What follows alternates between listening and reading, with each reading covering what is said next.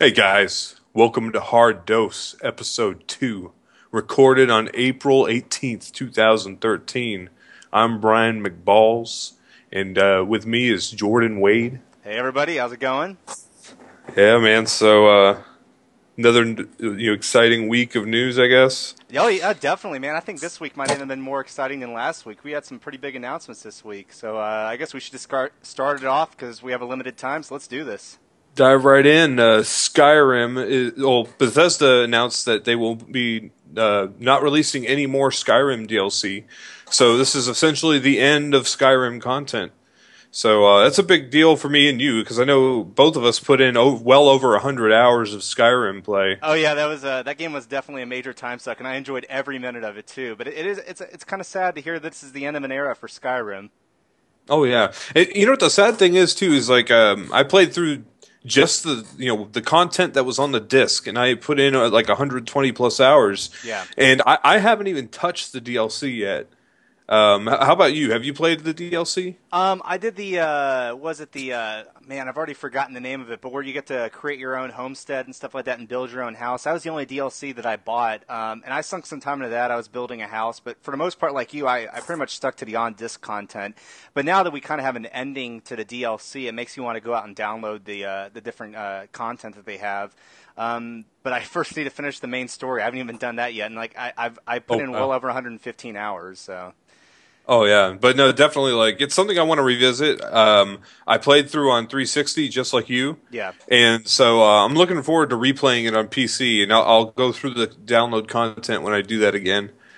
But that'll be like another year in the future or something. But it's Yeah. definitely a great game. Oh yeah, one of the greatest games I played this past generation. The next thing that kind of happened this week, well, not kind of happened, did happen, was that Nintendo announced that we will finally be seeing EarthBound stateside, and it's going to be released on the Wii U's Virtual Console. I unfortunately never got to play that game. I didn't get my Super Nintendo till at the very end of its life cycle. In fact, the year that the 64 came out, I finally received a Super Nintendo. So I didn't get to enjoy a lot of the games that other people got to enjoy, like Earthbound. But I always wanted to go back and play it, but the cartridges cost so much. And I know there's ROMs out there, it's free. But Brian, this is kind of big news for you as well, being that Earthbound's finally coming to U.S.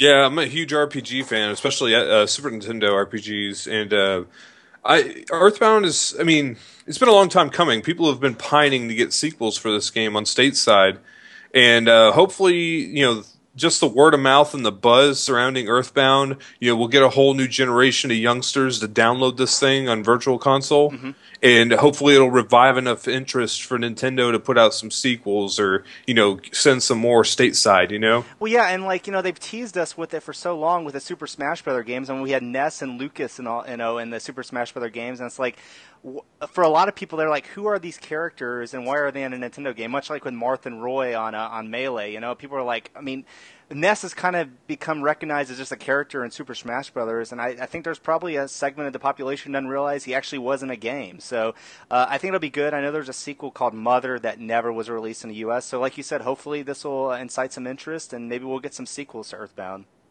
Exactly. Next, I want to talk about some franchise fatigue. Basically, it's the GOW series, God of War and Gears of War. Yeah, God of War Ascension and Gears of War Judgment. They basically did poorly in the month of March. They Well, didn't meet that's an yeah. understatement. Oh yeah, they didn't meet expectations at all. Yeah. We had Gears of War Judgment sold around 425,000 units in the U.S. Compared to the first month of sales for Gears of War 3 in September 2011, which sold over 2 million units in the first month. So that's like absolutely horrible for them. The expectations are shattered. Same thing with God of War Ascension, sold around 360,000 units compared to God of War 3 in 2010, which was over 1 million units. So yeah, definitely. I don't think either of those sold nearly as well as Sony or Microsoft intended. Oh, And yeah, I I would think imagine so. I think it's because franchise fatigue. Well, especially because both series actually concluded a trilogy. It was basically the ending to that story for both of these franchises, and they decided to come up with these little prequels or like side stories. stories Yeah. that they just insert into the middle of it. I mean, what do you think on that? Well, I like you. I felt that there was a completion to those series, each one of them, especially Gears of War. I'm not a big God of War fan. I played the first one on PlayStation 2, but I didn't really play any of the sequels. But Gears, I was a big Gears fan. I went through the whole trilogy. I know the story's a little lackluster, but I did have a lot of fun playing those games. But when Gears 3 ended, I was like, I'm done with this franchise for a while until they have a revolution in the gameplay style, or just the next console generation. I didn't really have any interest in the franchise. And then lo and behold, they announced Gears of War Judgment, and I was like, I was a little excited at first, but to be honest, I completely forgot that it came out, and I haven't even looked up any media for it, and I haven't even really seen it advertised over the past few months. So it just kind of came and went, and I didn't even bother to pick it up. Yeah, I'm the same way. I actually am somewhat interested in God of War Ascension, but it's nowhere near as hyped as God of War 3 was for me. Yeah. Because God of War 3 was concluding the epic saga of Kratos. Mm-hmm. God of War Ascension is just some side story that may or may not even affect like the overall story. And I know the multiplayer mode is supposed to be really fun, but maybe I'll get to it. But I'm pretty much just waiting for it to drop below $20 to snag it up. Yeah, that's the way it is for me with Judgment. I'll pick it up when it's a budget title, but it feels like for both games, it's like the studios are like, well, we've concluded the story, but we don't want to let go of those characters. We don't want to have to relaunch these franchises, so let's try to milk as much as possible. And I'm worried that we're going to start seeing like middle chapters to each one of these games down the line just so they can make money. But maybe not after both of these games failed so miserably. Well, hopefully they could see the obvious signs that both of these franchises were in the exact same situation, as far as trying to insert some middle story, and then you compare this to BioShock Infinity, which sold 660,000 copies in 10 days. Jeez. Yeah, so it outsold both of these, and BioShock Infinity, critically acclaimed. It's something different. It's a new story in the BioShock universe, and it did great. Yeah. I think it's just because, BioShock Infinite it's been several years since the first BioShock. I know there was a sequel to BioShock 2, which I played through, and it was okay. But, there's been enough time between games that people wanted another BioShock title. So, oh, yeah. Yeah, I think franchise fatigue is a big deal with, Gears of War and God of War. Moving on to our final bit of news this week is that Disney announced this past week at CinemaCon in Las Vegas that they will be releasing a Star Wars film every year starting in 2015 with Episode 7. I'm a huge Star Wars fan. I'm wearing a Star Wars themed T-shirt. It's Chewbacca and Han Solo riding on a Millennium Falcon. It's pretty awesome. But Brian, you and I are both big Star Wars fans. I was pretty excited with this announcement. Obviously, every year is not going to be a major episode, but maybe we'll see some different takes in the Star Wars universe. Maybe some films that will actually broaden the universe as opposed to what George did by making it such a small universe with the prequels. Yeah, I agree. Of course, we'll see the major episodes, and hopefully they'll blow our socks off with those. But at the same time, they have a good opportunity to come up with some side stories or expand the universe, even if it's some kind of different genre film. I would be interested to see some of the darker reaches of the galaxy, like maybe some suspenseful, tales. I don't know. I mean, there's just so many different ways to expand on the Star Wars universe. I think they could take some time to experiment. I know, and like there was rumors that they were going to do like a Seven Samurai type film with like seven Ronin Jedi out in the universe, in a very Seven Samurai-esque story, and I thought that was really awesome.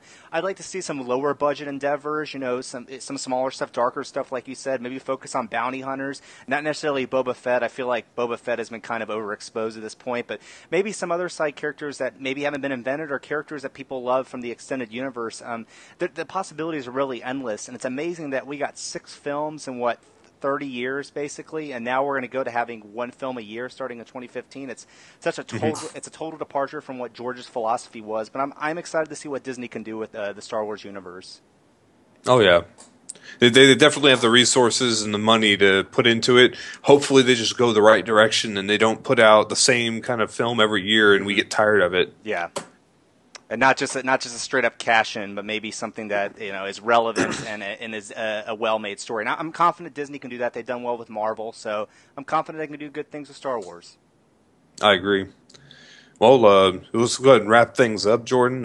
This week, I've been playing a lot of Dungeon Defenders with some buddies of mine. It's a tower defense game. It's been out for a few years, but I noticed I got it on Humble Bundle a couple months ago, and we just tried it out by chance, and we've been having a blast with it. It's a little fun game. Nothing too intense. It's pretty casual.